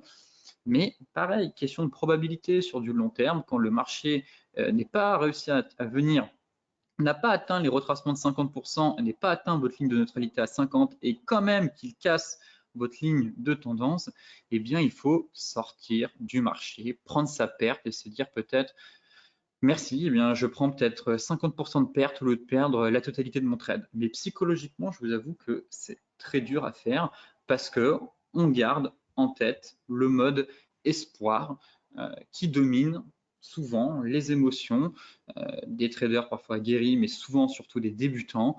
C'est ce qu'on s'appelle un biais psychologique qu'on doit s'enlever si vous voulez être gagnant en trading sur le long terme.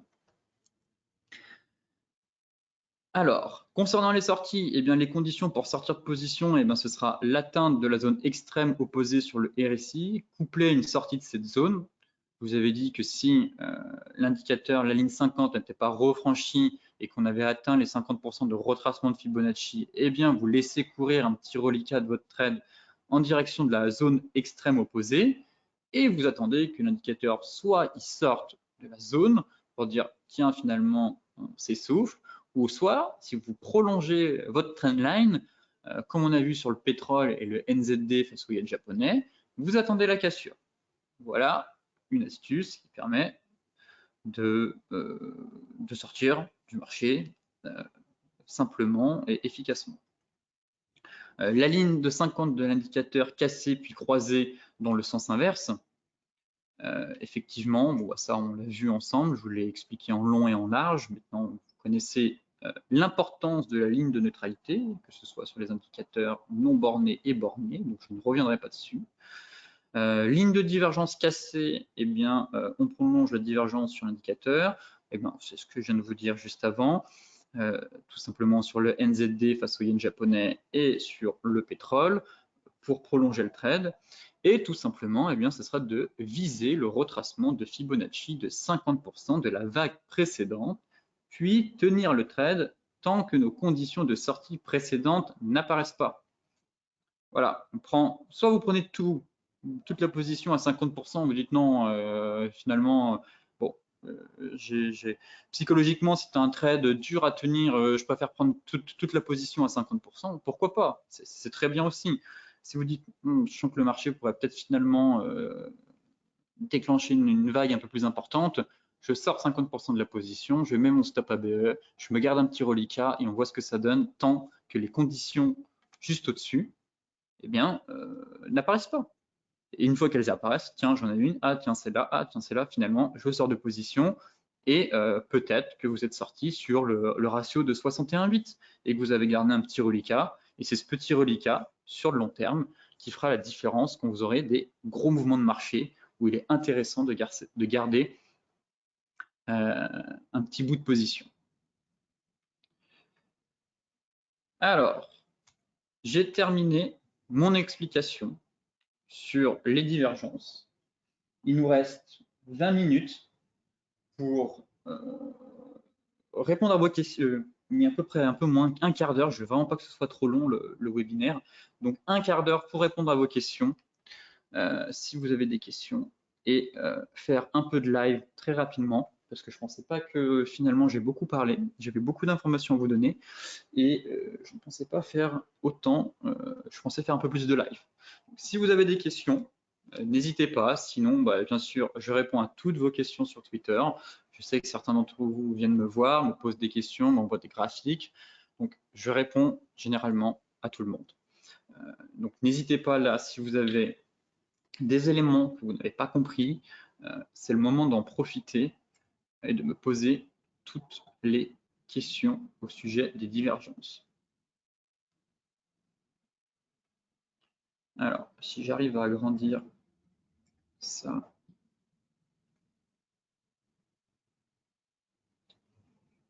Concernant l'euro CHF, justement, on va le regarder, l'euro CHF, c'est un exemple que je voulais vous montrer.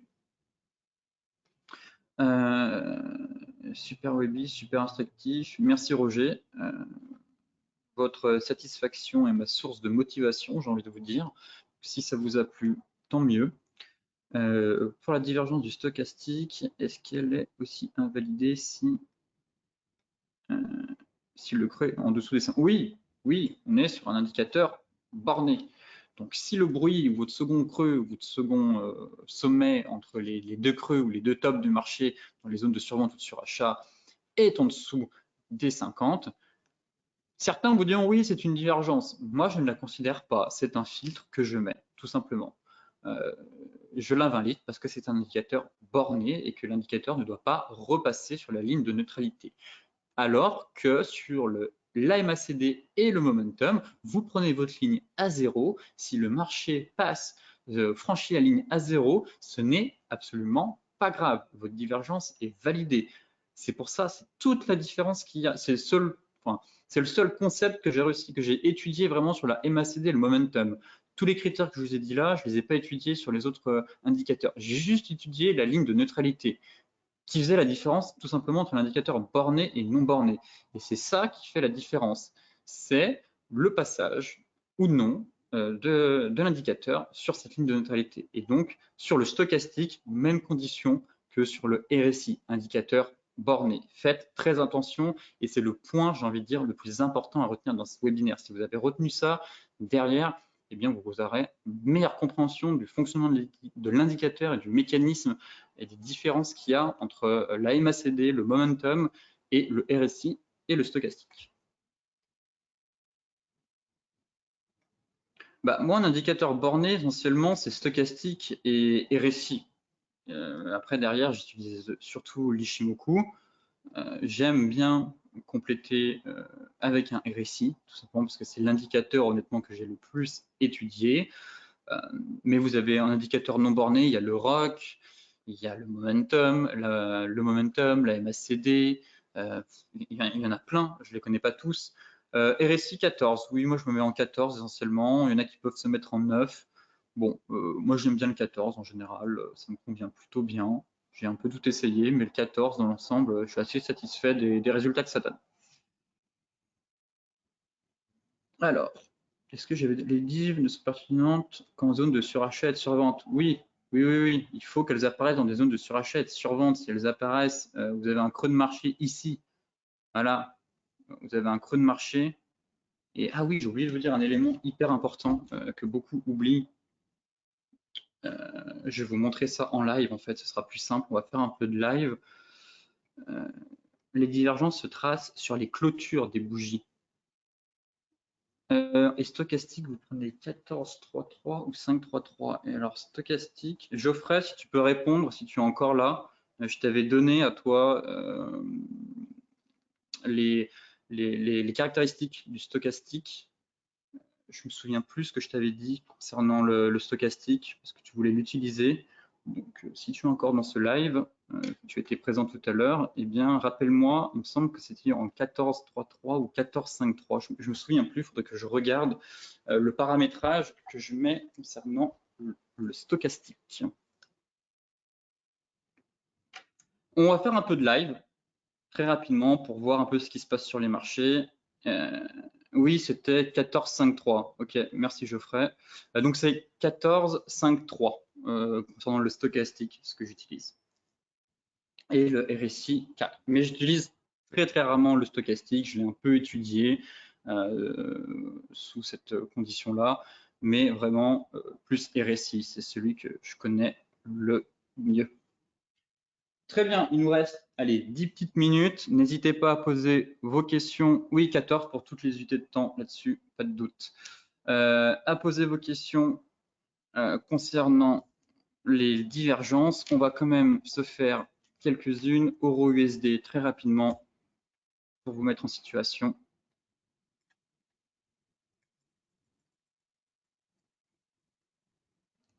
Alors, Euro-USD, comme vous le savez, on est venu combler le gap Macron quasiment à quelques points près ici.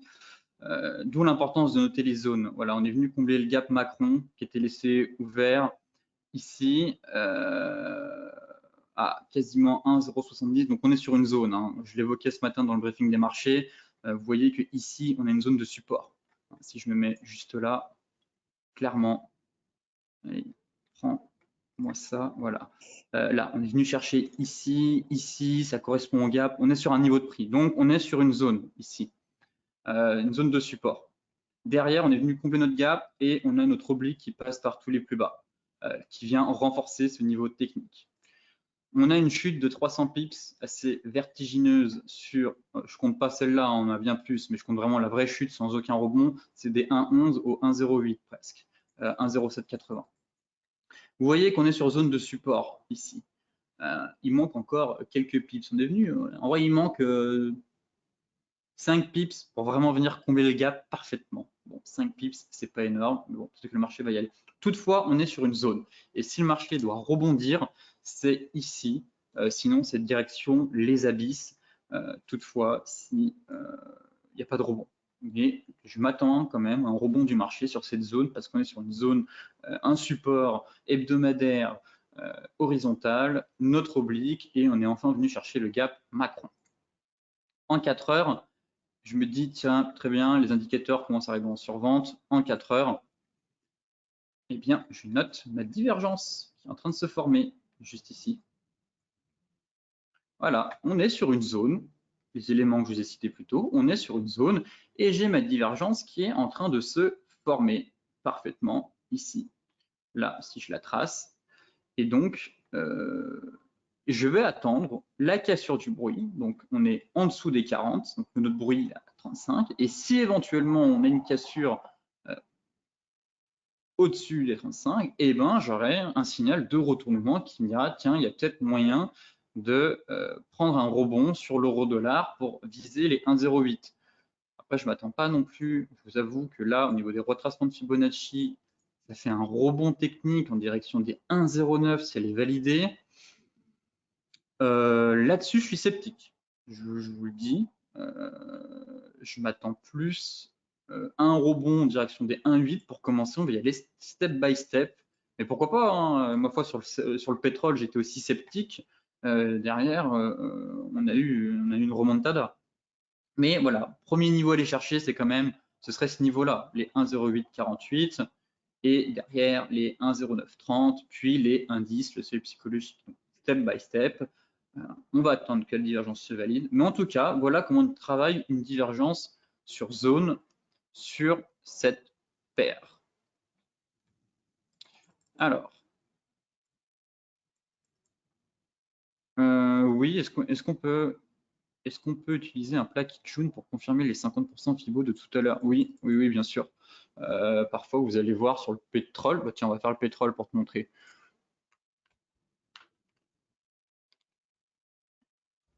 c'est un actif que je voulais vous montrer.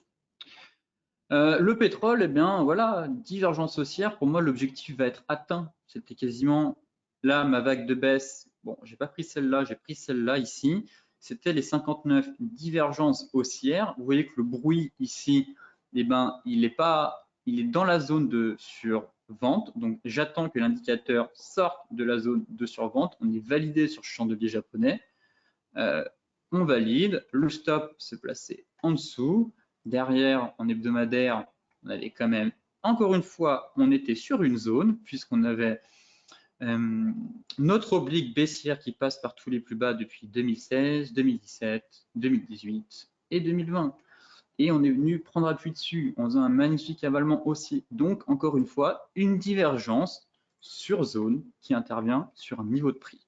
Et c'est ça qui va faire la différence entre un trader gagnant et un trader perdant. C'est d'interpréter les divergences et de savoir où elles interviennent. Vous voyez qu'au final, celle-là où elle s'est passée ici, eh ben, celle que j'évoquais tout à l'heure dans les cas concrets, eh ben, c'était pareil, c'était sur notre oblique qui passait par tous les plus bas. Donc, elle intervient sur une zone de prix. C'est hyper important de déterminer les zones. Et ici, pour le moment, eh ben, elle part, elle reprend de la hauteur en direction des 51, 6, 60. Moi, je cherche les 60. Pour le moment, on va y aller. Et pour répondre à ta question, si tu mets l'indicateur Ishimoku, est-ce qu'on peut venir chercher le plat? La réponse est oui.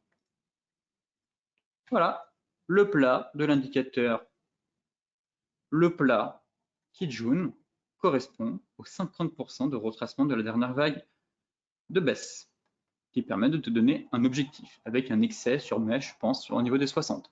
Mais voilà comment tu peux coupler ce que je fais, l'indicateur RSI avec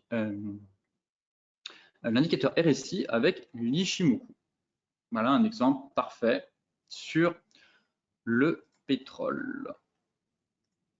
J'espère que j'ai répondu à ta question, en tout cas, si c'était ça la question, mais c'était l'exemple, en tout cas, vraiment parfait et qui coïncidait bien avec ta question.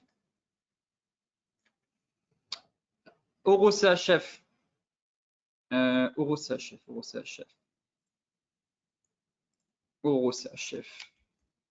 Je m'attends aussi à un rebond sur cette paire, mais on a la divergence, effectivement, je la note, j'en parle dans le briefing des marchés, et j'en parle parce qu'on est sur une zone,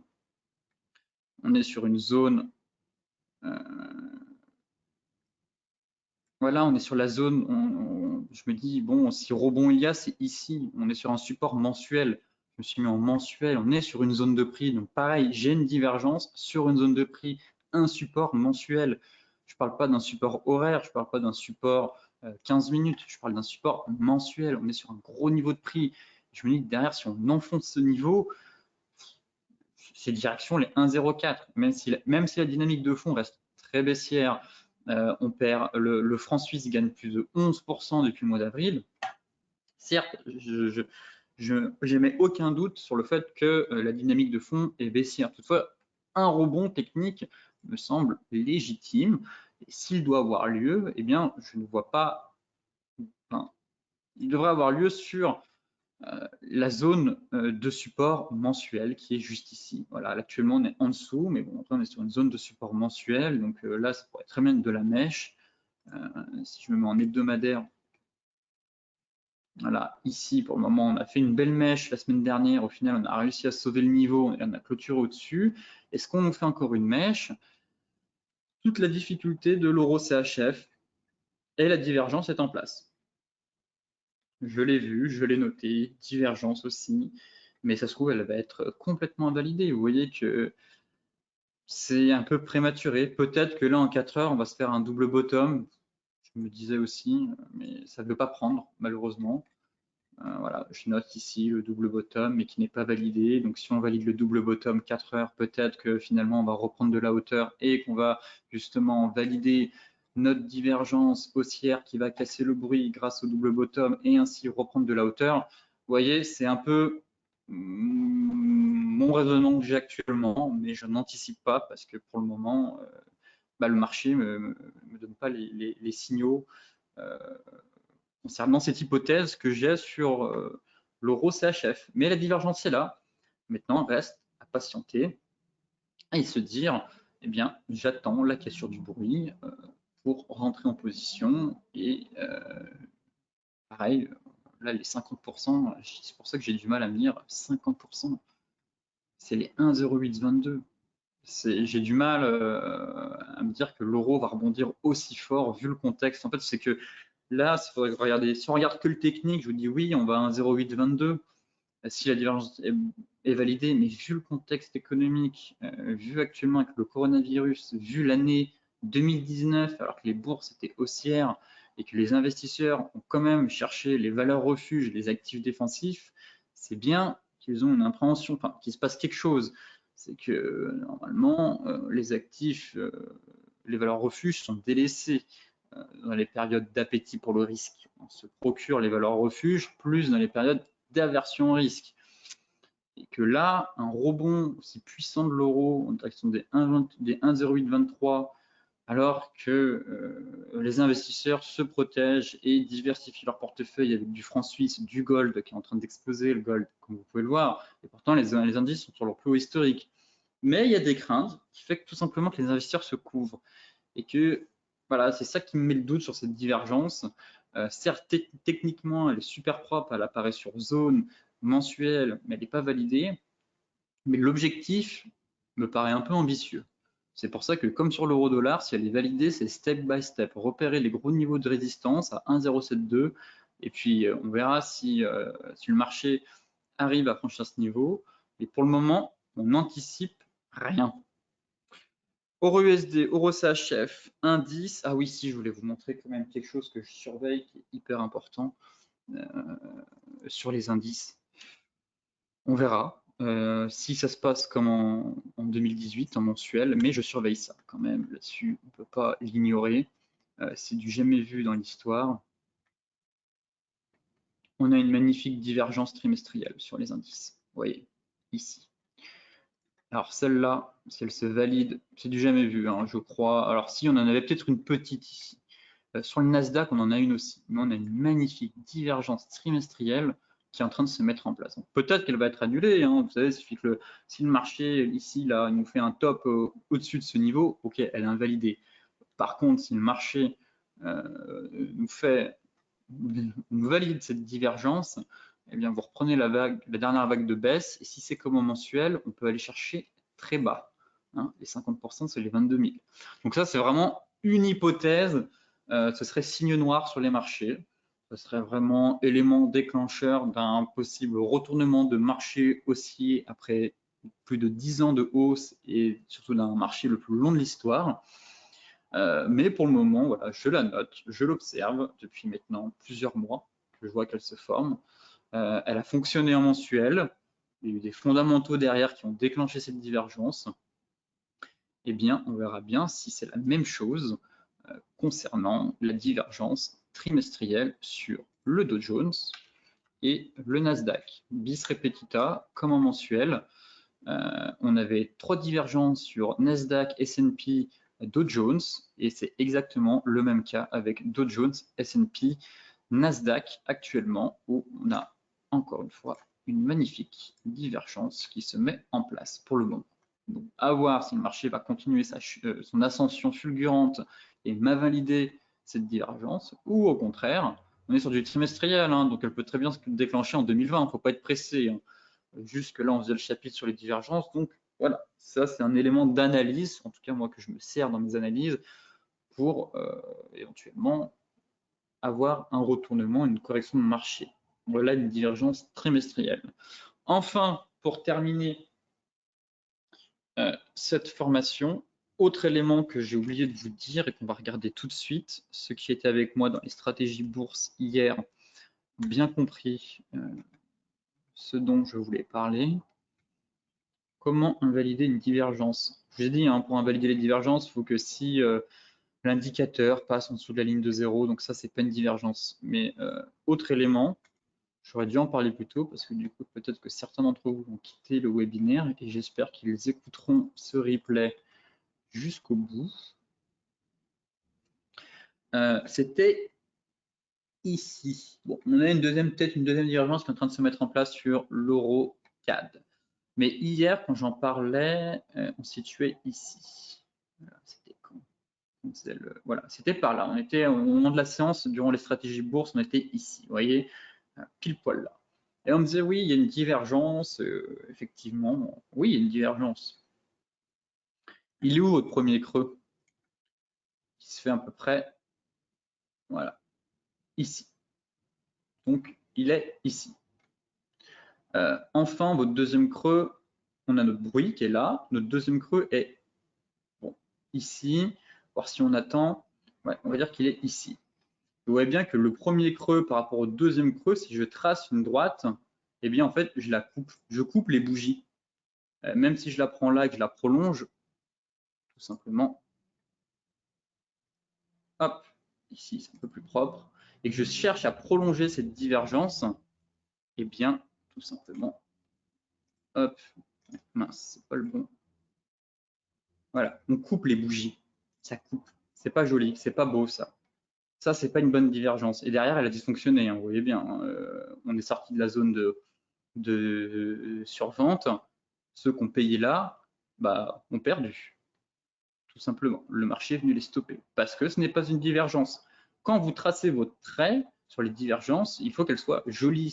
Si vous cassez toutes les bougies comme ça, vous coupez les bougies, ce n'est pas beau, ce n'est pas joli, et donc la divergence n'est pas validée. Et là, on a un bel exemple qui montre à quel point, autre élément que j'aurais peut-être dû rajouter aussi, dans les règles à respecter, mais je le dis à voix haute, c'est que votre trait doit être beau, comme ici. Là, on a une divergence.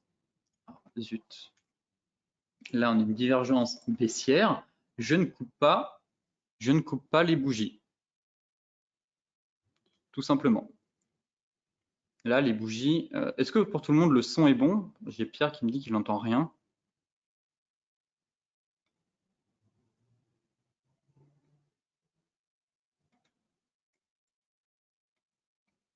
Oui, c'est bon. Très bien. OK. Non, non, c'est bon. Ça doit venir de vous. Alors, si vous avez peut-être un souci au niveau du son. Donc, pour reprendre, ici, c'est joli. Voilà, on a une belle divergence. Si je prends mon point haut, que je le relie à mon deuxième point haut, bah, j'ai pas coupé toutes les bougies, tous les creux. Donc elle a été validée celle-là. Derrière, en plus, on était sur un haut de range, ce qu'on évaluait. On était sur un haut de range qui permet d'anticiper ici le retournement à venir. Borne haute d'un range, pendu, pendu validé. Je veux affiner. Je descends en 4 heures. Oh, chouette, une divergence, tiens, ça renforce la probabilité que le marché se retourne. Et effectivement, le marché s'est retourné. Donc voilà l'élément à mettre en compte, à prendre en compte, pardon, pour trader comme il faut les divergences. Celle-ci n'est pas validée, elle est pas jolie. Quand vous tracez votre trait, eh bien, il faut pas que vous coupiez les bougies. Si vous coupez les bougies, honnêtement, pareil, ça fait pas une belle divergence. Et enfin, autre élément clé que j'ai oublié de vous dire, c'est que les divergences sont à identifier avec les prix de clôture et non les mèches des chandeliers, compte tenu du fait que l'indicateur RSI utilise les prix de clôture et non les plus hauts et les plus bas dans son calcul. Ok? Est-ce que c'est compris? Vous ne prenez pas les mèches, c'est pas dire ouais, le point bas c'est la mèche qui est là et l'autre point bas ce serait la mèche. Non, c'est les clôtures. Et si vous voulez vraiment identifier et vous avez un doute, elle n'est pas très belle votre divergence, vous avez plusieurs éléments qui vous disent que le marché pourrait se retourner, et que vous avez un doute sur la validité de votre divergence, eh bien vous faites ça, vous basculez tout simplement, vous enlevez les prix, les chandeliers, et vous vous mettez en ligne plus point. Voilà. Et là, vous voyez qu'elle n'est pas jolie, vous voyez qu'on coupe, alors que là, non, c'est plus propre.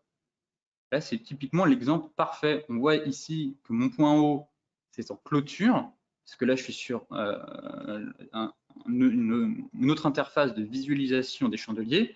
Donc là, en ligne plus point, c'est joli. Là, on voit que je suis obligé de casser tout ça, donc invalidé. Et ça aussi, c'est une condition importante de la divergence qui vous évitera de vous prendre des stops bêtement, sachant qu'il y a juste à faire un petit paramètre dans sa plateforme pour avoir ligne plus point, pour savoir si oui ou non notre divergence est validée, ou au contraire, si je la trace en prenant les deux bottoms, eh ben, je la coupe. Voilà, je la coupe en deux. ce qui fait que ce n'est pas bon. Eh bien, ce webinaire touche à sa fin, un peu long, certes, mais beaucoup de choses à dire. J'espère avoir été clair. Je vous remercie de votre présence et de votre attention surtout. N'hésitez pas, si vous avez encore quelques questions dans le chat. Maintenant, vu l'heure, je ne suis plus à 5 minutes près pour répondre à toutes vos questions. Je pense avoir fait tout le tour. Toutefois, n'hésitez pas à me solliciter, hein, que ce soit sur Twitter, que ce soit sur... Vous avez mon adresse mail maintenant, donc n'hésitez pas à me solliciter si vous avez des interrogations ou que vous avez besoin de plus d'explications sur l'Ishimoku, les chandeliers japonais, ou les divergences surtout, vu que c'est le chapitre qu'on a fait.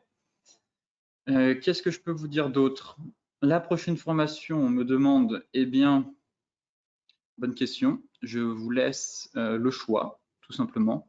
À la fin, vous avez un rapport et vous pouvez mettre le thème que vous voulez. Et pour vous aiguiller, je trouve qu'on a fait quand même pas mal de techniques, beaucoup de setup de trading, les divergences, les chandeliers japonais, partie 1, partie 2, l'Ishimoku en 3 parties. Donc on s'est beaucoup engagé dans du technique. On pourrait peut-être changer. Et bon, peut-être certains vont me dire non, je veux les figures chartistes. Très bien, j'adore aussi les figures chartistes. Sinon, on pourrait basculer sur la psychologie en trading, le money management, moins de technique. À vous de voir. Honnêtement, je vous laisse votre choix. Libre à vous maintenant de me dire ce que vous voulez. Peut-être pas plus du fonda aussi, des fondamentaux. J'avais fait un webinaire en plus pour les Suisses récemment sur les perspectives de marché 2020. Risk off ou risk on, donc c'était que de la fonda quasiment, j'avais accompagné avec quelques graphes, mais je leur avais fait un webinaire de 1 heure pareil, mais c'était purement fonda et j'expliquais le parallèle qu'il y avait avec la fonda et l'analyse technique, donc c'était aussi passionnant, les clients avaient beaucoup aimé. Donc voilà, je vous laisse choisir pour le prochain webinaire. Par contre, il aura lieu au mois de mars, parce que début mars, je ne suis pas là, donc pareil, il n'y aura pas de briefing de marché pendant quelques jours. Je dois m'absenter le 2, 3 et 4 mars. Donc, il n'y aura pas de stratégie bourse durant cette date et je pense revenir, enfin, moi je serai de retour en fin de semaine, mais faire le webinaire de formation soit le 11, soit le 18 mars. Voilà pour les informations concernant le prochain webinaire. Donc, ce serait peut-être d'ici 3 semaines, 1 mois, le temps que je prépare tout ça si on part sur un nouveau thème et que je puisse vous préparer ça aux petits oignons. Donc voilà, je vois qu'il n'y a plus de questions dans le chat. Je vérifie une dernière fois.